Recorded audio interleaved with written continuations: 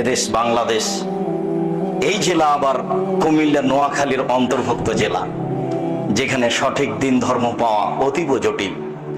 ইসলাম Saudi আরব থেকে বের হয়ে ইরাকে ঢুকেছে, ইরাক থেকে বের হয়ে ইরানে ঢুকেছে, ইরান থেকে বের হয়ে পাক ভারতে এসেছে। এই বিকৃত ইসলাম বিকৃত মানুষের কাছে থেকেছে 750 বছর। তারা চলে গেলে এই বিকৃত ইসলাম থেকেছে 190 বছর ইংরেজদের কাছে। তার উপরে এই ভূখণ্ডের উপরে থেকেছে দীর্ঘদিন। যারা পাকিস্তান থেকে দেশে এসে রাজত্ব চালিয়েছিল তারা সবাই ছিল শিয়া। মিস্টার জিন্নাহ শিয়া, মিস্টার লিয়াকত আলী শিয়া, প্রেসিডেন্ট আইয়ুব শিয়া। তাদের হাতে দিন ধর্ম থেকেছে, ক্ষমতা তাদের হাতে থেকেছে। বিকৃত ইসলামী মানুষের কাছে ইসলাম বলে পরিচয় পেয়েছে, যার কারণে মাঝে মধ্যে আমি বলে থাকি আপনাদের কাছে, সঠিক বলাও যেমন জটিল, সঠিক মানাও তেমন কঠিন। কেন? সঠিক কথাগুলি বেঠিক কথাগুলি দুটাই আরবিতে লেখা আছে।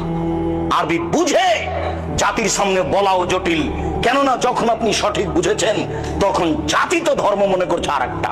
আপনি যদি বলেন, সমাজ আপনারটা মেনে নেবে না, সমাজ রি করে উঠবে। তারা বলবে এ কেমন আলেম, বাপ দাদার ধর্মকে বিকৃত করতে এসেছে। ধর্মের পরিবর্তন মানুষ সহজে মেনে নেয় না, তার নাম আকীদা, তার নাম বিশ্বাস। মুহাম্মদ সাল্লাল্লাহু আলাইহি সাল্লাম আত্মীয় স্বজনের মাঝে বলেছিলেন, বাপ দাদা, আত্মীয় স্বজন, চাচা চাচি, দেশবাসী, খালা ফুফু সবাই জেনেছিল পৃথিবীতে সবচেয়ে ভদ্র, নম্র, সুন্দর মানুষ হচ্ছেন মুহাম্মদ সাল্লাল্লাহু আলাইহি সাল্লাম। তার আত্মীয় স্বজন জানতো পৃথিবীর মাটিতে মুহাম্মদ সাল্লাল্লাহু আলাইহি সাল্লামের মতো ভদ্র মানুষ কেউ জন্ম নেয়নি। আনাস রাদিয়াল্লাহু তাআলা আনহু বলেন, আল্লাহর নবীর বাড়িতে আমি 10 বছর কাজের লোক হিসেবে ছিলাম।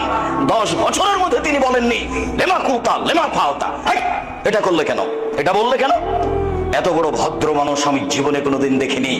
এই ভদ্র মানুষ সবার প্রিয় মানুষ, প্রিয় আত্মীয় স্বজনের কাছে বলেছিলেন আল্লাহ একজন, সপ্তম আকাশের উপরে আছে।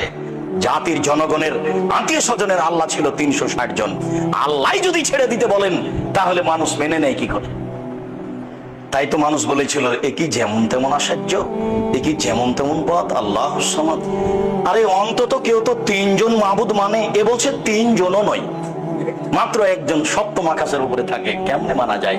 একে হত্যা করতে হবে, নেহায়েত না হয় দেশ থেকে তাড়িয়ে দিতে হবে, নইলে জেলখানায় বন্দি করতে হবে, তিনটের যে কোনো একটা করতে হবে। এটাই তাদের সিদ্ধান্ত। এত বড় ভদ্র নম্র মানুষের উপরে হক বলাও যেমন জটিল, হক মানাও তেমন কঠিন।